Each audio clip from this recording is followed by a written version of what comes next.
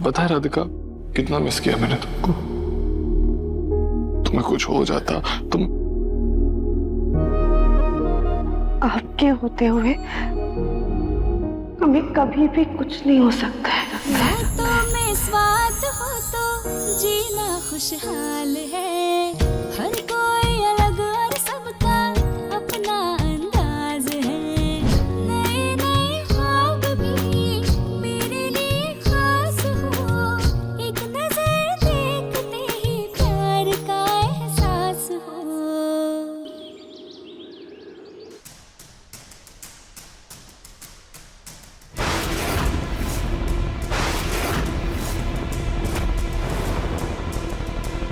हाय हाय राधिका जी, हमें माफ कर दीजिए। हमारी गलती की वजह से आपको और सारे परिवार को बहुत परेशानी हुई ना।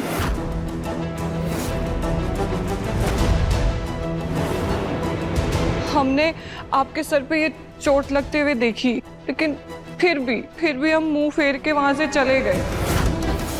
हाय हाय भगवान जी, हमसे तो पाप हो गया, हमें माफ कर दीजिए, हमें माफ कर दीजिए। कोई बात नहीं तितली जी, मैं आपकी कोई गलती नहीं है। हमें कब चक्कर आ गए, हम कब उस डिब्बे में गिर गए, हमें खुद पता ही नहीं चला।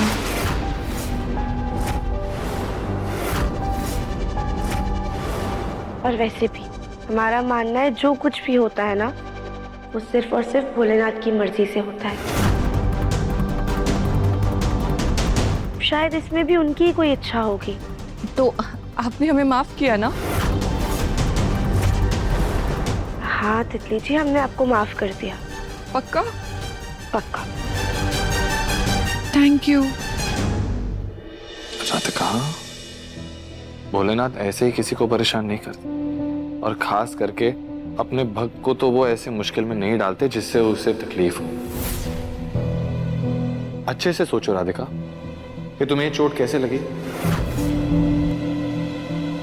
कुछ तो याद होगा ना तुम्हें?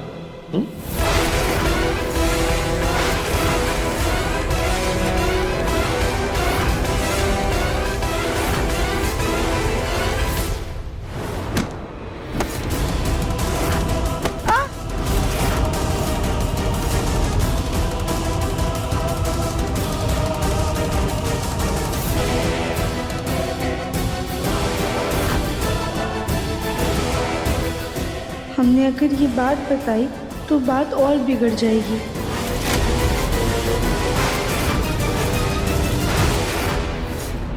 अब नहीं दर्शन जी, हमें ना कुछ भी याद नहीं आ रहा है। पता नहीं हमें कब चक्कर आए और कब उस कैबिनेट से हमें चोट लग गई। खैर अब ये सब छोड़िए, अभी तो सब ठीक है ना?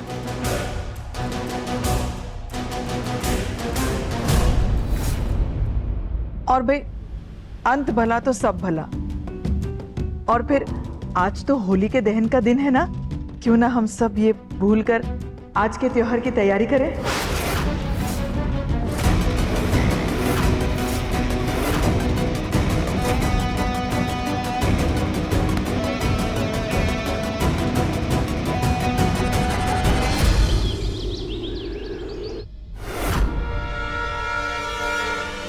अब तुम में से कोई नहीं बचेगा। राधिका!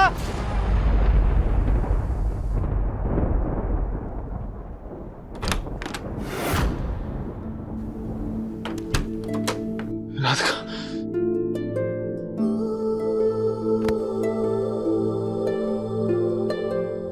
जी क्या हुआ, आप ठीक है ना? ऐसा लग रहा है जैसे आपने कोई बुरा सपना देख लिया। मेरी जान निकल गई थी, मुझे लगा मैंने फिर से तुम्हें खो दिया।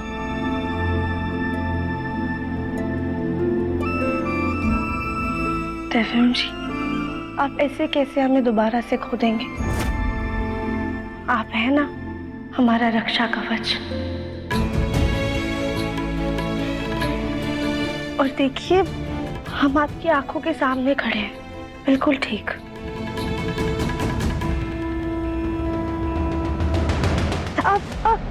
सॉरी।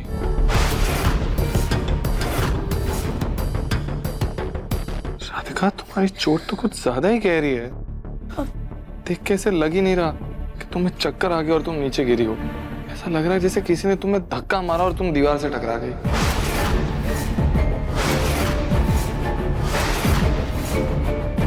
मैं इस पे दवाई लगा देता हूँ तुम्हें। नहीं नहीं दिव्यम जी, ऐसा ऐसा कुछ नहीं हुआ था, और चोट सिर्फ देखने में गहरी लग रही है नहीं। राधिका, मुझे ऐसा क्यों लग रहा है कि तुम मुझसे कुछ छुपा रही हो? सच सच बताना, बात क्या है?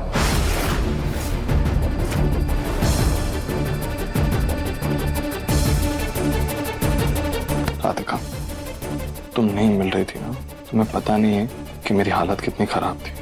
तुम्हारे साथ जो हुआ, अगर ऐसा कुछ मेरे साथ हुआ होता तो, अगर मैं भी कुछ जानने के बावजूद तुमसे छुपाता तो कैसा लगता? तुम अच्छा लगता?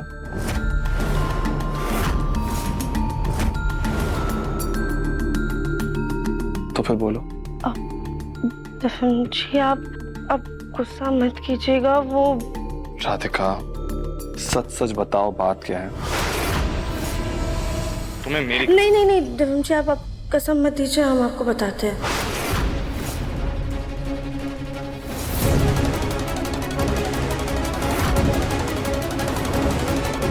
चलो निकलो।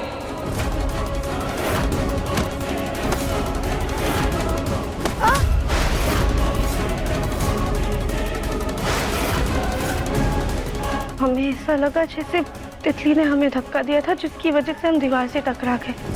फिर हमें चक्कर आया और पता नहीं कैसे हम उस बॉक्स में गिर गए। इतनी बड़ी बात हो गई राधिका, और तुमने मुझे बताना जरूरी नहीं समझा।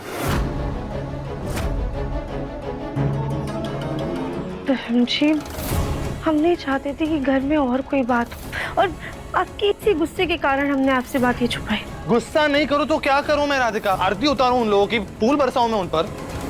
इन लोगों को तो अब मैं बर्दाश्त नहीं करूं। दिव्यम जी हमारी बात सुनिए। दादी, ताऊजी, पापा। दिव्यम जी प्लीज शांत हो जाइए। कुछ नहीं सुनना मुझे। दिव्यम सनी, तितली, जी, नीचे आओ सब हमारी लोग। बात तो सुनिए। एक मैंने मिनट। कहा ना राधिका, कुछ नहीं सुनना मुझे।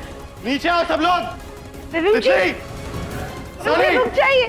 कहाँ है सब लोग? दिव्यम जी प्लीज ताऊजी। ठंडे दिमाग से सोचिए, 2 मिनट शांत हो जाइए।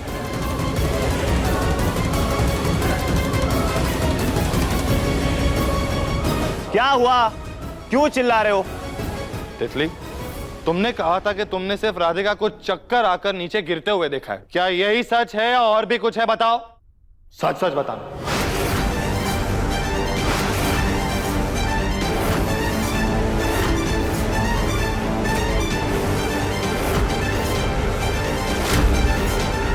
दिव्य, आखिर बात क्या हुई है?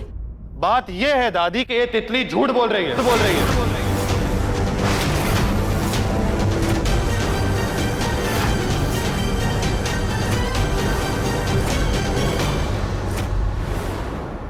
मुझे अभी राधिका ने बताया कि तितली ने राधिका को धक्का मारा, जिसकी वजह से राधिका का सर दीवार से टकरा गया, उसे चोट लग गई, चक्कर आ गए उसे, और वो जाकर डब्बे में गिर गई।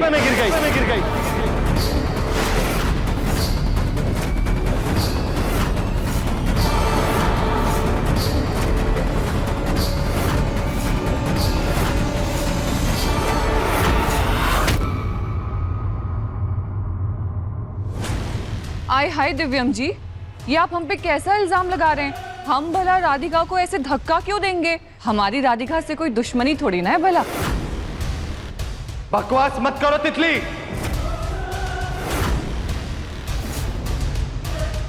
राधिका जी, आप सच बताइए, क्या आपने हमें धक्का मारते हुए देखा था? धक्का देते हुए देखा तो नहीं था, क्योंकि हमें पीछे से धक्का लगा था, लेकिन हमें महसूस हुआ था। अरे आपको धक्का महसूस हुआ था तो इसका मतलब ये थोड़ी ना है कि हमने आपको धक्का दे दिया था। आप शायद भूल रही हैं, आप हमसे टकराई थी और उसके बाद हम गिरने वाले थे, लेकिन हमने ये बात किसी को नहीं बोली, और आपने तो हम पे इल्जाम ही लगा दिया।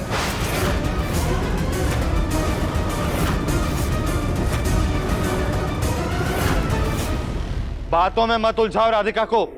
मेरी राधिका कभी भी झूठ नहीं बोलती, समझी तुम? तो तुम क्या यहाँ हमारी बीवी को झूठा साबित करने आए हो? पहले भी तुम्हारी बीवी ने सच छुपाया, अभी भी सच छुपा रही है और सिर्फ बातें घुमाने का काम कर रही है और इसे झूठा ही कहते हैं। तितली ने सिर्फ राधिका को चक्कर आते हुए देखा था, तुम तो उसे ही बलि का बकरा बना रहे हो। अब तो तुम्हारी बीवी बच गई ना, तो फिर ये सब क्यों तमाशा कर रहे हो? जाओ अपनी बीवी के पल्लू में बंद कर रहा हूं, बंद कर रहा हूं, बंद कर रहा हूं।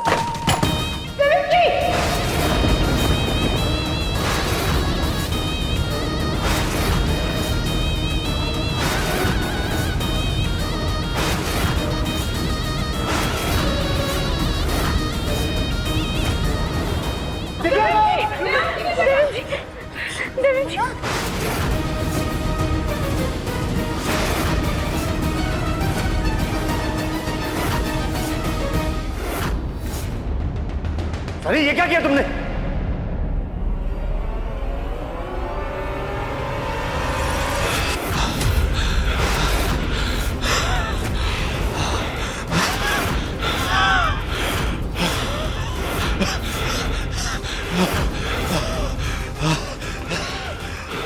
सनी!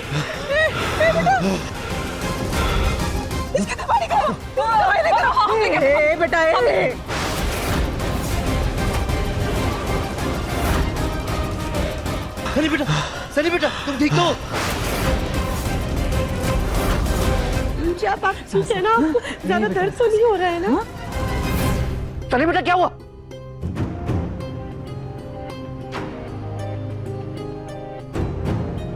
नहीं राधिका, मैं ठीक नहीं हूं और जब तक मैं इस घर में रहूंगा मैं ठीक रह भी नहीं पाऊंगा, क्योंकि पापा तो इसको एक शब्द नहीं कहेंगे। अब मुझे जो सही लगता है मैं सिर्फ वही करूंगा, वही करूंगा, वही करूंगा।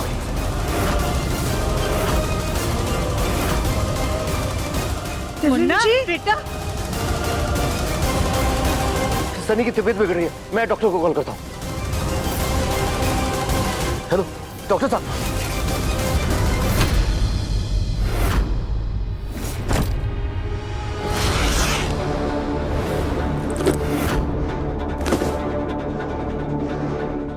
जी आप ये क्या कर रहे हैं? प्लीज शांत हो जाइए, गुस्से में कोई फैसला मत लीजिए और अपनी चोट का तो ध्यान दीजिए। आज ये खून भी मेरा गुस्सा शांत नहीं कर सकता राधिका। अब चाहे खून निकले, मेरा सर फूटे, मुझे कोई फर्क नहीं पड़ता। लेकिन हमें फर्क पड़ता है।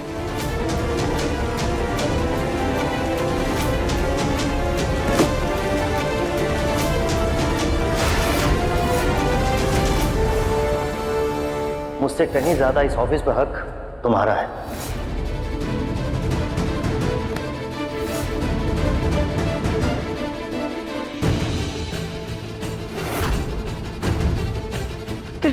दिखाइए हमें।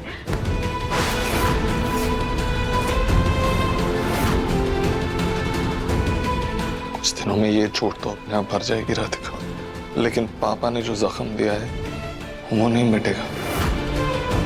मैं इस घर में एक पल भी और नहीं रह सकता, लेकिन अगर तुम्हें यहाँ रुकूं। कैसी बातें कर रहे हैं आप? जहाँ ले जाएंगे हम वहाँ आपके साथ चलेंगे। तुम भी अपना सामान बांध लो राधिका। कोई कहीं नहीं जाएगा।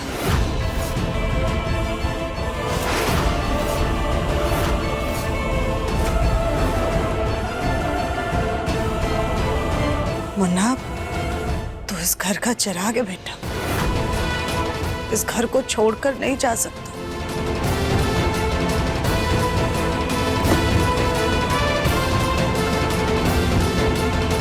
पापा ने इतनी नाइंसाफी की आपके साथ, उन लोगों ने राधिका पर इतना घिनौना इल्जाम लगाया, इतनी घटिया हरकत की राधिका के साथ। हमें यहाँ नहीं रुकना चाहिए माँ। मैं तो कहता हूँ आप भी अपना सामान बांधिए और चलिए हमारे साथ। यहाँ नहीं मुन्ना, हम ये घर छोड़कर नहीं जा सकते। ये घर हमारा घर है। अरे वो लोग बाहर वाले हैं जिस सच का कड़वा घूंट हमने इतने सालों तक पिया ताकि तुझे बेहतर जिंदगी दे सके, तो अब हम हमारे घर को छोड़कर नहीं जा सकते और ना ही तुझे कहीं जाने देंगे। अरे उन लालची लोगों को हम अपने घर वालों को नोचने खसोटने नहीं देंगे। तो उस सनी का क्या माँ? क्या करूं मैं उसका? एक पल के लिए भी उसका चेहरा नहीं बर्दाश्त कर सकता मैं।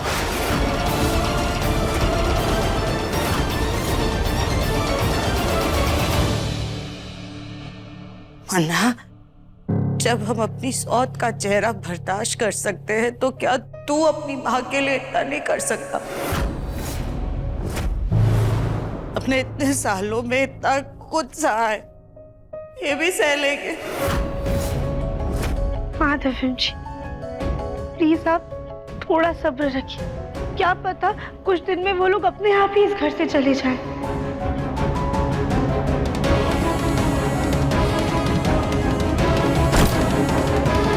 नहीं है सब्र मुझ में, और मुझ में कुछ भी सहन करने की ताकत नहीं है राधिका।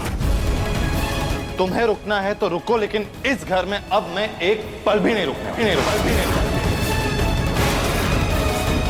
कैसे रोके हम दिव्यम जी को घर से जाने से? पापा जी भी इस वक्त सिर्फ सनी जी को ही अहमियत दे रहे हैं। अब हम क्या करें भोलेनाथ, कैसे निकले इस दुविधा से? प्लीज हमारी मदद कीजिए।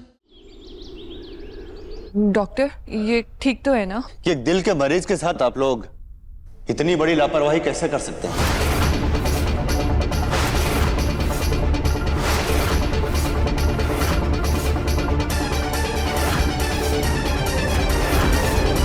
दिल की बीमारी? क्या हुआ इसे? इनकी मेडिकल रिपोर्ट के मुताबिक इनके दिल में छेद है।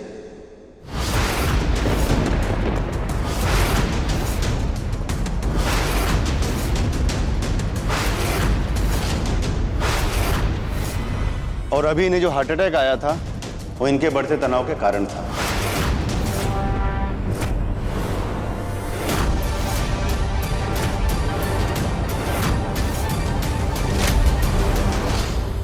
दिल पे छेद? जी हाँ, इनके पास वक्त बहुत ही कम बचा है। अगर इनके आसपास का माहौल ठीक नहीं रखा गया तो इनकी सेहत पर बहुत बुरा असर पड़ेगा और फिर से कभी भी हार्ट अटैक आ सकता है।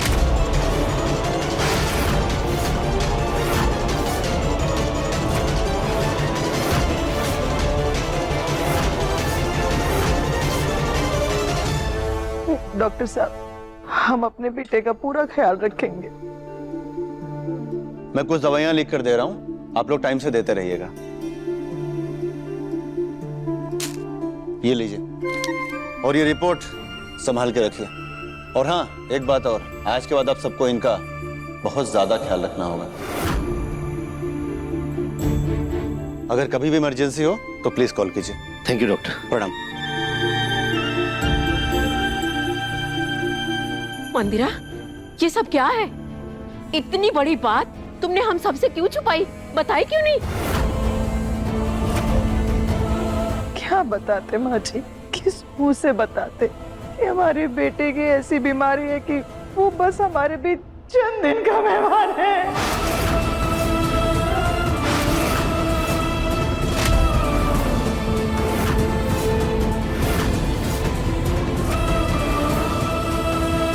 आप लोगों को यही लगता था ना हम यहाँ किसी लालच से आए हैं, पैसों के लिए आए हैं? नहीं,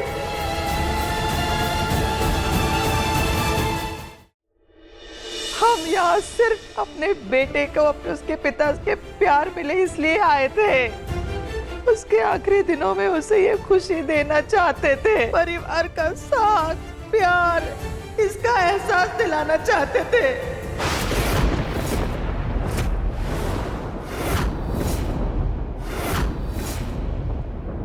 रहने दो अम्मा, इनकी नफरत के आगे ये सब बेकार की बात है। नहीं बेटा, मुझे बात करने दे।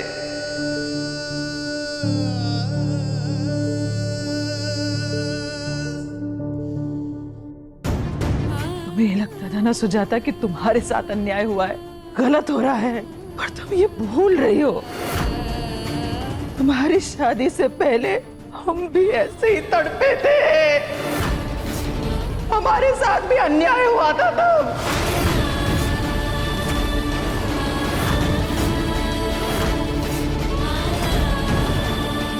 यहाँ तक कि माँ जी ने तो हमें ये तक कह दिया था कि हम बेटी के नाम पर एक कलंक हैं,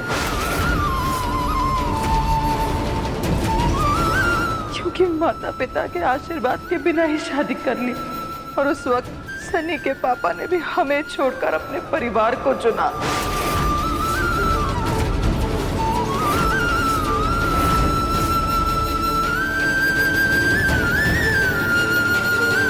इसीलिए हम इनकी जिंदगी से चले गए, ताकि इन्हें कोई दिक्कत ना हो। चाहते तो उस समय भी लड़ झगड़ कर अपना हक हिस्सा ले सकते थे, पर इनकी खुशी हमारे लिए उस समय सबसे कीमती चीज थी, तो इसीलिए छोड़ा है। फिर हमें सनी की बीमारी के बारे में पता चला, तो उसने ना हमसे सिर्फ यही मांगा कि वो आखिरी वक्त अपने पिता के साथ गुजारना चाहता हूँ, अपने आखिरी दिनों में परिवार के साथ रह सके। तो अगर हम उसकी ये ख्वाहिश पूरी करने के लिए यहाँ आ भी गए तो कौन सा बड़ा पाप कर दिया हमने।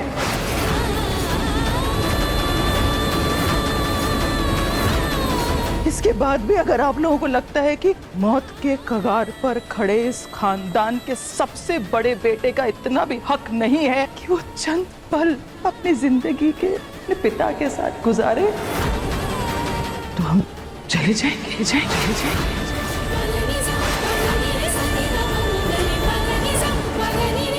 हमें अपने घर को बचाने के लिए कुछ तो करना होगा।